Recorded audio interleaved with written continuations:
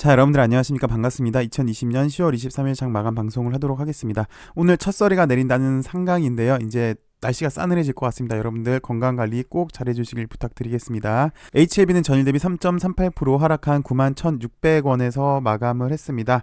LB는 어저께 나온 기사로 인해서 투자 심리가 좀 완화된 것 같습니다. 투자 심리가 좀 수그러들었는데요.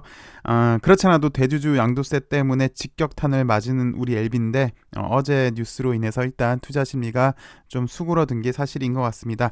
일단 LB를 이번 한 주간만 좀 살펴보시면요. 시장이 일단 밋밋했었죠. 그리고 시장이 반등을 할 때 제일 먼저 좀 쳐주고 올라온 모습, 가장 강한 모습을 좀 보여주었는데 이렇게 강하게 치고 올라온 이후 다시 오른쪽 어깨를 마련하면서 자리 봐주고 다시 이렇게 올렸으면 더 좋을 뻔했는데 그러지가 못했습니다.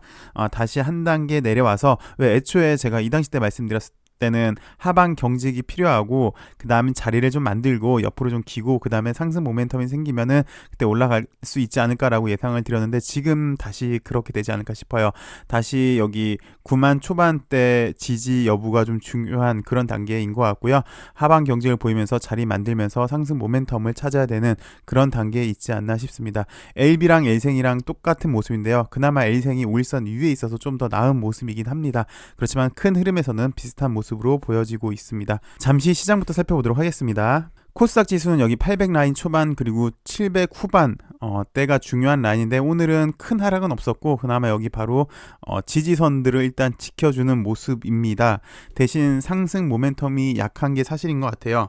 단기적으로 보면 호재보다는 악재가 좀 더 많은 시장인 것 같은데요. 첫 번째 코로나 확진자 수 증가입니다. 글로벌적으로 3차 대유행 확산이 되고 있는 모습입니다.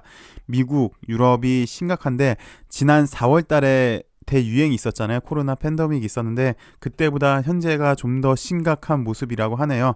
우리나라도 이틀 연속 지금 100명을 넘어서고 있고 오늘 같은 경우는 150명대가 나왔는데 우리 여러분들도 일단 건강 잘 지켜주시고 또 환절기고 하니까 건강관리는 꼭 잘해주시고 코로나 확진자 수가 잡히지 않고 있다는데 일단 좀 문제가 있는 것 같아요. 그나마 좀 다행인 게 FDA에서 코로나 치료제 렘데시비르 정식 승인을 해줬는데요. 잘 아시다시피 지난번 WHO에서 렘데시비르가 부실한 효능을 보였다고 얘기를 해서 또 게다가 렘데시비르는 어쨌든 긴급 사용 승인을 받았기 때문에 이건 어느 정도 노출된 재료라고 보여지고요. 그보다는 일단 우리가 일상생활로 다시 돌아가려면 확실한 담보가 필요하겠죠. 그 담보가 백신인데요. 코로나 백신 탄생을 좀 기대해보는 그런 단계에 있습니다. 두 번째 시장을 가로막는 게 미국 경기부양책 난행이죠. 오락가락 경기부양책을 합의한다 했다 안 한다 했다 합의한다 했다 안 한다 했다. 어저께는 펠로시가 부양책 협상에 거의 다 왔다고 언급을 해서 오늘 오전만 하더라도 그것 때문에 약간 시장이 좋았는데 어느 정도 약발이 좀 약했던 것 같고요. 그 대신 오늘 트럼프 대통령이랑 바이든 후보가 대선 토론회가 있었죠. 그거 끝나고 우리나라 시장이 상승을 해줬어요. 그 대선 토론회 끝나고 미국 선물 시장도 반등에 성공을 해줬고요. 그에 따라서 우리나라 시장도 좀 좋은 모습을 보여주지 않았나 싶습니다. 결론적으로 말씀드리면 얼른 이 대선이 좀 끝나야 될 것 같아요. 미국 대선이라는 변동성, 불확실성이 좀 사라질 걸로 보여집니다. 세 번째는 대주주 요건 완화인데요. 오늘 홍남기 경제부총리가 대주주 요건 완화는 제한적인 영향을 줄 것이다 라고 언급을 했습니다. 대한민국 경제컨트롤 최고수장이 전망한 거니까 아무래도 제한적인 영향이겠죠. 제한적인 영향을 줄 것이다 라고 예측을 했으니까요. 그렇게 믿고 싶습니다. 그런데 왜 유독 코스피보다 코스닥이 더 힘이 없고 글로벌 시장 대비 우리나라 시장이 더 비실한지 좀 궁금하네요. 그리고 또 그 제한적인 역량이라는 게 도대체 어느 정도 수준이 제한적인 역량인지도 사실은 좀 궁금합니다. 개인적으로 똑같은 말씀 드리고 있는데 도대체 대주주 요건 완화가 대한민국 자본시장을 건전하게 발전시키는 선순환 구조의 역할을 하려고 그런 법안을 만드신 건지 아니면 자본시장이 세수 부족 확충을 위해서 만든 건지 그 취지가 아직도 저는 개인적으로 좀 궁금한데 저 진짜 몰라서 그러는 거예요. 아시는 분 있으면 대답 좀 해주세요. 예, 이 취지가 정말 궁금합니다. 시장은 일단 이 세 개의 변수가 있고요. 당분간도 여기 지지 라인을 확실히 좀 지지하고 확실히 5일선을 이렇게 좀 돌려야지 시장은 올릴 것 같은데 단기적으로 상승하려고 하는데 호재가 썩 그렇게 많은 것 같지는 않네요. 단기적으로는 그렇습니다. 곧장 LB를 살펴보도록 하겠습니다. 자, 우리 LB는 이번 주에만 놓고 보시면 사실 이 당시 때 나름 급하게 반등을 성공을 해줬죠. 이렇게 급한 반등을 해준 이유가 NDA 신청이 임박하지 않았느냐라는 기대감이 있었어요. 그 기대감은 뭐였냐면 임상정보 사이트에 최종 데이터가 정리가 됐었다는 소식이 암암리에 전해졌죠. 그래서 이게 됐으니까 NDA를 하지 않을까라는 그런 내용이었는데, 어저께 이런 뉴스가 나오면서, 여기 뉴스품에서 이런 뉴스가 나오면서 NDA에 대한 기대감을 저버렸습니다. 첫 번째로 우리가 주목하셔야 될 게, 임상정보 사이트에 올라온 자료가 NDA를 위한 자료는 아니었다. 그러니까 NDA를 위한 최종 데이터 수집과는 관련이 없는 별개의 건이었다라는 것 때문에 일단 투자 심리가 없어진 게 맞고요. 두 번째는 기자가 이렇게 인터뷰를 했어요. 좀 이따 인터뷰 내용도 다시 한번 살펴보도록 하죠. 인터뷰를 했는데 마지막에 기자가 이렇게 주관적인 생각을 냈어요. 연내 신청이라는 올해 목표 또한 늦어질 수 있다는 전망이 나왔다라고 첫 번째 약간 안 좋게 전망을 했고요. 두 번째는 최근 임상 데이터 정리를 완료했다는 소문이 들어왔지만 이는 사실이 아닌 것으로 확인이 됐다. 그래서 진 회장이 이렇게 인터뷰를 했었는데 NDA가 지연되지 않을까라고 투자자들은 우려했다라고 했다면, 표현을 했다면, 기자의 생각을 그렇게 썼다면 이거보다는 좀 덜 관적인 내용이 되겠죠. 근데 이렇게 비판적인 내용을 함으로써 첫 번째 우리가 알고 있었던 그런 사실이 아니었고, 두 번째 이렇게 비판적인 얘기가 나오면서 투자 심리가 수그러든 건 사실입니다. 이걸 두고 이렇게 해석하시는 분도 계세요. 회사에서 일부러 연기 쪽으로 흘린다라는 얘기도 있는데, 이제 저는 정상적인 인터뷰를 했다고 생각이 듭니다. 여기 어떤 분이 인터뷰를 하셨는지는 모르겠지만 딱 4번 따옴표가 있는 거 보니까 확실히 인터뷰는 했어요. 그리고 인터뷰한 내용을 또 살펴보니까 LB 관계자는 아직 데이터를 수집하고 있고 FDA에 NDA를 신청하려고 준비하고 있는 상태인데 최대한 빨리 하려고 진행하고 있으나 코로나19 여파로 데이터 수집 과정 등을 고려한다면 구체적인 일정은 조심스러운 상황이다라고 이렇게 얘기를 했잖아요. 문제는 없어 보입니다.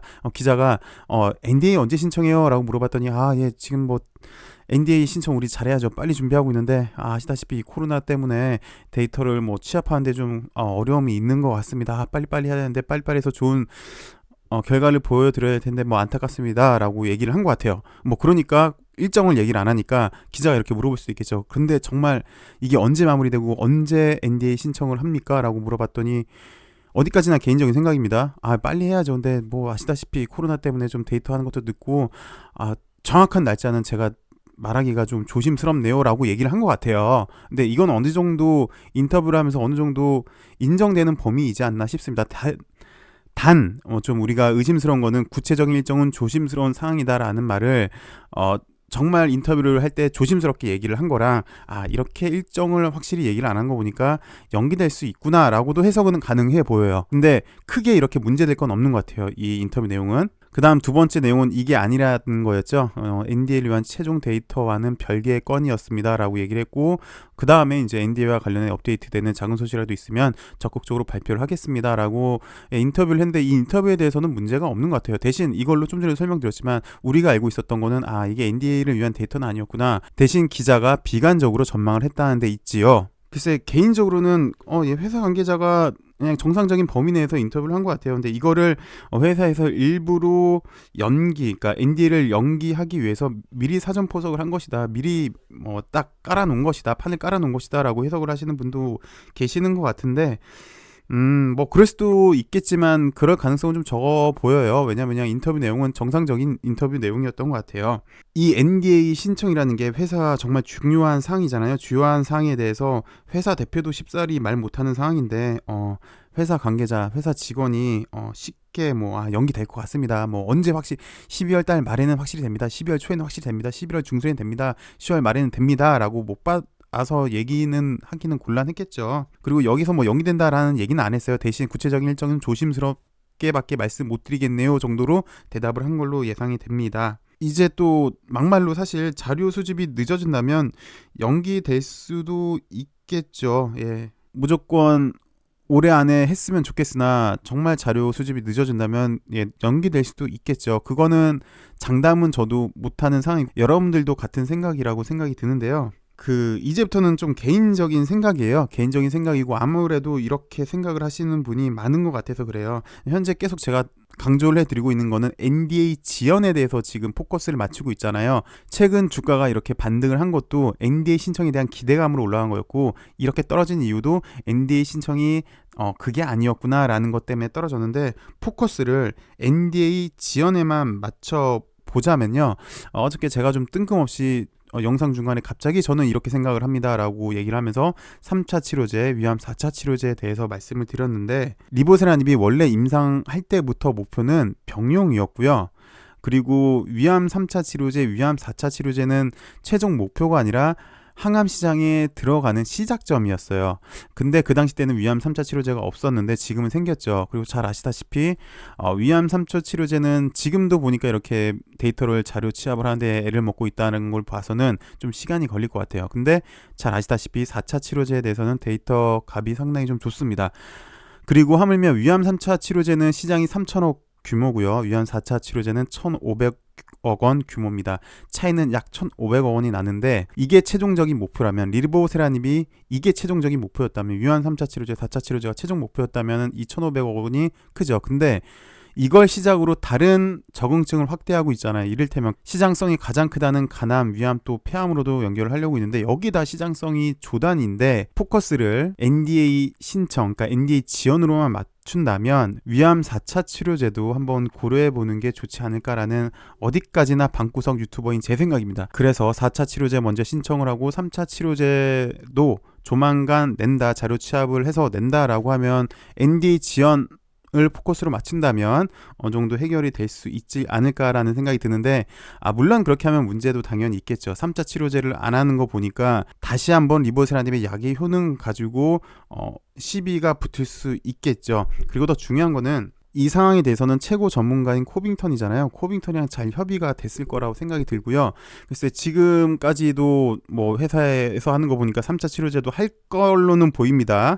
그리고 4차 치료제도 할 걸로는 보여지고 있는데, 어디까지나 예측치인데, 지난번에 이런 얘기를 한 적이 있어요. 진 회장이 IR에서 우리가 임상 3상을 끝내고 탑라인 발표가 나왔을 때 우리 보고 약이 가짜다라는 얘기가 많이 있었다. 최종 결과치를 보고 우리는 답변을 해줬어야 되는데, 우리는 에스모랑 이미 얘기가 나눴기 때문에 어떻게 발표를 할 수가 없었다. 부득불하게 그렇게 할 수밖에 없었던 상황이 있었던 적이 있었다라고 얘기를 했었는데, 글쎄 잘 모르겠습니다. 저도 회사 뭐 고위 관계자도 아니고 그냥 어디까지나 그냥 LB가 잘 되길 바라는 투자자 입장에서는 지금 3차 치료제, 4차 치료제로 이렇게 같이 하려고 하는 게 아닐까라는 생각이 들어요. 무슨 이유가 있지 않을까, 더 큰 그림을 그리고 있지 않을까라는 생각이 좀 들긴 드는데, NDA 지연만 포커스를 맞춘다면 4차부터 하는 것도 그렇게 나쁜 거는 같지 않습니다. 왜? 시작이 빠른 출시였기 때문에. 최종 목표는 위암 4차 치료제가 목적이 아니라 적응증이 더 큰, 그리고 콤보를 목표로 했기 때문에. 그리고 또 포커스를 NDA만 맞춘다면요, 아필리아도 사실은 하나의 대안이 되는 것 같아요. 네, 우리가 좀 주목해야 될 게, 사실 이미 유럽에서 승인을 받았잖아요. 그리고 원래 목표는 상반기 내에 유럽에서 판매 시작이었는데, 이미 승인 받은 약을 놓고 회사에서는 아직까지 아필리아에 대해서 구체적으로 설명을 해준 적이 없어요. 리보세라닙은 그래도 이렇게 설명을 조금씩 해줘서 어느 정도 의문점이 해결해 가는데, 아필리아는 지금까지만 놓고 보면은 이제 하반기도 사실 11월, 12월 2달 정도밖에 안 남았는데 이미 승인받은 약이 왜 판매가 안 되는지 약간 의문입니다.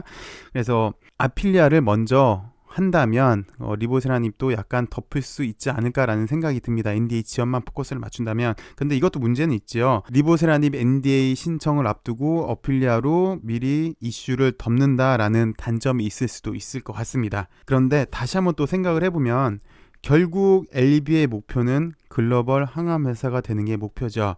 그리고 시장 면에서만 놓고 보면 가장 큰 시장은 미국이랑 유럽이에요. 그리고 유럽 같은 경우는 좀 전에도 말씀을 드렸지만 아필리아는 이미 유럽에서 승인을 받았고 판매를 앞두고 있는데, 글쎄 아필리아 하나만 유럽에서 판매처를 놓고 고민하고 있지는 않을 것 같다는 개인적인 생각입니다.